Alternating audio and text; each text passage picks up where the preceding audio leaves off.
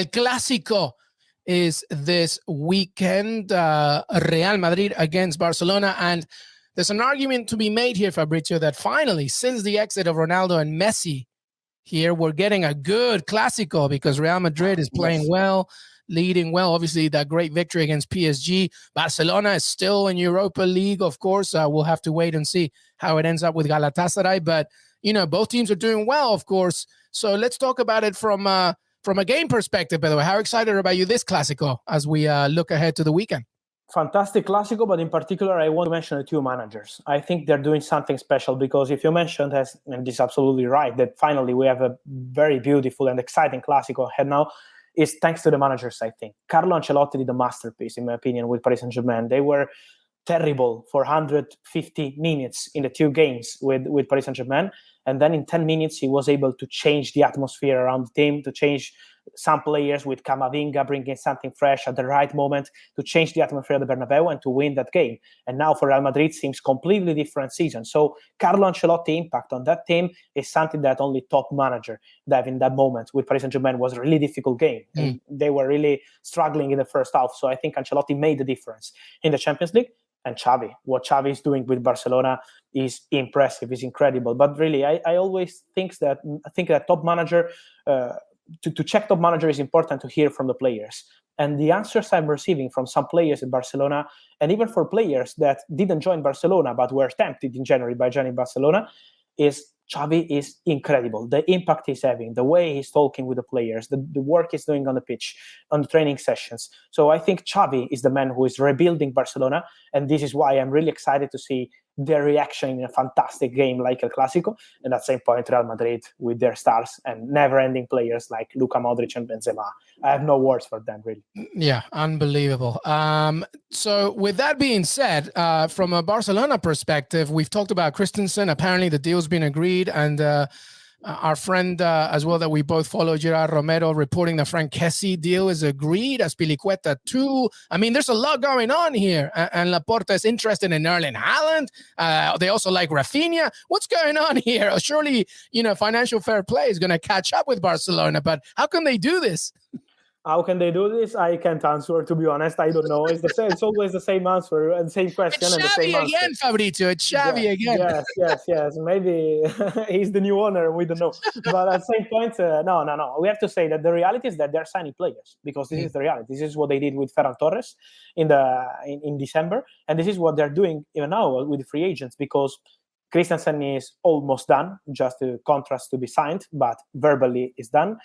Kessie, from what I'm told, is not fully agreed yet. So with Kessie, we need to wait before saying done. But they are discussing. They are in very advanced talks. Nothing has been signed. So they're still discussing on some final detail, but they are in the final way. So I see Kessie joining Barcelona as free agent. I see Mazraoui too joining Barcelona as free agent because they made a proposal around 5 million euros add-ons included, and he's really tempted by this opportunity. So Mazraoui, Kessie, Christensen, Azpilicueta has good chances to go to Barcelona. So they're working on free agents, and they're dreaming of Erling Haaland. Then dreaming is for free. Then signing players is a bit different. So this is why I'm not sure that they will be able to do it. But what I can tell you on Erling Haaland is that the situation, on my point of view, talking with people even next to him is very clear. These top clubs, Barcelona, but in particular Real Madrid and Man City, and I want to mention Man City and Real Madrid because they're really pushing on that one, they're ready to pay what Borussia Dortmund want, and they're ready to pay what Erling Haaland wants. So it's not a financial decision. He's going to decide about the project. He's going to decide about the manager. He's going to decide about the vision, the long-term project for the club. So it's about the player. It's Erling Haaland who needs to decide. I see many rumors around from Spain saying that about the meeting Real Madrid, Borussia Dortmund. It's not even needed. There is a clause, and these clubs are ready to pay the clause, and they're ready to pay what Haaland wants. It's up to the player. It's up to him now. That's it. Unbelievable, because obviously this is where Xavi and Pep Guardiola and, the relationship that Haaland has with certain clubs as well will be key. So we got to keep an eye on that one. All right. So from talking a Clásico here from Barcelona's perspective to Real Madrid. So we've talked about the Ancelotti effect. Our friend Jimmy Conrad calls him the player whisperer. He's just so good at getting the best out of players. I think I agree. But you just recently reported a new deal for Vinicius Junior. Somebody that I followed all the way from his Flamengo days. So happy for him. what's the latest on him? Because obviously that's a big part of Real Madrid's success. Yes, he's doing fantastic, and Real Madrid, from what I'm told, they are preparing the contract proposal for Vinicius Junior till 2027. So they are preparing the new contract. I say preparing because it's not going to be discussed now. From what I'm told, it's going to be discussed at the end of the season. So in some months we'll have final answers. But Vinicius is super happy with Real Madrid. As we can see in the pic, he's kissing the badge every time he's scoring. Real Madrid fans love him. Ancelotti loves him. Florentino Perez is convinced that this player will be special for many, many years. So Real Madrid will offer him a new deal, and I don't see big issues in these negotiations. So I'm sure that they want to continue with Vinicius, and their plan is to have both Vinicius, Mbappe. So they want to continue with the top signings. Of course, as we know, they're working on Kylian Mbappe, but they want both Vinicius and Mbappe in the team for the long term. So Real Madrid are going serious on the market.